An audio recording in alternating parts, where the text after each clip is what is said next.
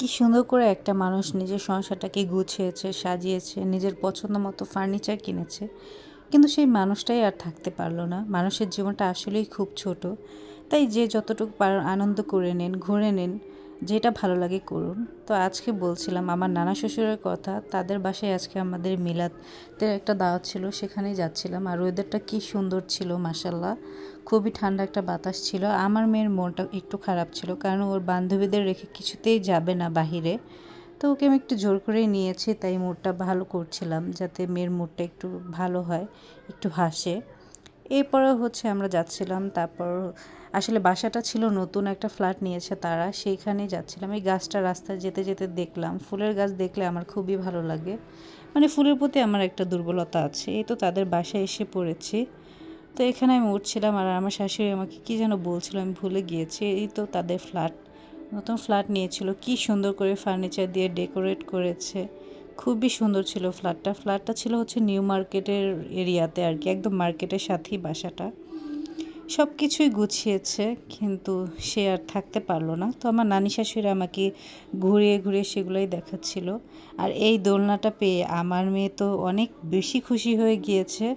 মানে এই দোলনা থেকেও কিছুতেই নামবে না। যতক্ষণ ছিলাম এই দোলনাতেই ও বসেছিল, কিছুতেই নামবে না। তারপর আমি একটু বসে ওর দুষ্টামি দেখছিলাম। এরপর হচ্ছে আর বাকিরা সবাই তো যেহেতু মিলাত আজকে তো আয়োজন করছিল। আমার নানা শ্বশুর একটা শরবত খেতে খুবই পছন্দ করতো, তো সেই শরবতটাই বানাচ্ছিলাম, আমি একটু পরে তোমাদেরকে দেখাবো। এই তো শরবতের জন্য যা যা লাগে আর কি, এটাকে শাহি মালাই শরবত বলা হয়। তো এই শরবতটা খুবই ভালো স্বাস্থ্যের জন্য। তো আমার নানা শ্বশুর এই শরবতটাই খুব খেত আর কি, পছন্দ করতো। দুধ দিয়ে মিক্স করা হয় অনেক কিছু, বাদাম, তারপর আরও কী কী যেন আমি আসলে জানি না। তো যেহেতু মাদ্রাসায় মসজিদে দিবে, এই জন্য হচ্ছে 2 ড্রাম বানিয়েছিল, এখানে মিক্স করছিল। এরপর আমাকেও একটু টেস্ট করতে দিল, আমি একটু খাচ্ছিলাম শরবতটা। আসলে বোতলে ঢালার কারণটাই হচ্ছিল যে যেহেতু মাদ্রাসায় দিবে, এতিম বাচ্চাদের দিবে, তারপর মসজিদেও দেওয়া হবে, এই জন্য আর কি বোতলে ভরছিল। যে কতগুলো বোতল ভরেছে, আরও আছে সেটাই দেখাচ্ছিলাম। তারপর আমি একটু শরবত টেস্ট করে দেখলাম, আমাকে বললো তুমি একটু খেয়ে দেখো। তো আমার কাছে, আমি তেমন একটা মিষ্টি পছন্দ করি না, কিন্তু আমার কাছে না শরবতটা খুবই ভালো লেগেছে, অনেক বেশি মজা ছিল শরবতটা। এই তো আমি দেখাচ্ছিলাম, খুবই মজা লাগছিল শরবতটা আমার।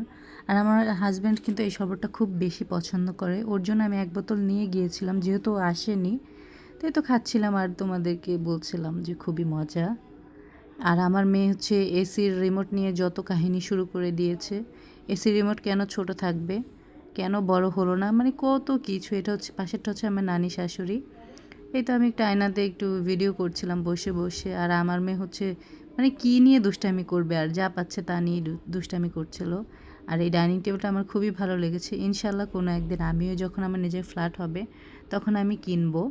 তাই তো আমার মেয়ে একটু লাফালাফি করছিল। তারপর হচ্ছে বিদায়ের পালা। খাবারের ভিডিওটা আর করলাম না, কারণ যেহেতু সবাই পর্দা করে, তাই আমি আর ভিডিওটা নিইনি। বাসা থেকে বের হয়ে যত কাহিনী শুরু হয়ে গিয়েছে, কারণ যেহেতু মার্কেটের সামনেই বাসাটা। আমার মেয়ে একটা পানির ফ্লাক্স তো নিবেই, এই ফ্লাক্স ছাড়াও কিছুতেই যাবে না। তারপর ওর দাদুকে এটা কিনে দিয়েছে, সে এত পরিমাণে খুশি হয়েছে যা বলার মতো না। এই তো রিকশায় উঠেছি, এখন বাসা যাচ্ছিলাম, দেখছিলাম মানুষের কোলাহল চারিপাশে। তারপর আমরা একটা রিকশা নেই, আর এই বাবু তো এই ফ্লাক্স পেয়ে খুবই খুশি। আপনাদেরকে একটু বাই বাইও দিয়ে দিবে। তো ভিডিওটি আজকের মতো এখানেই শেষ করছি। সবাই ভালো থাকবেন, সুস্থ থাকবেন, আল্লাহ হাফেজ।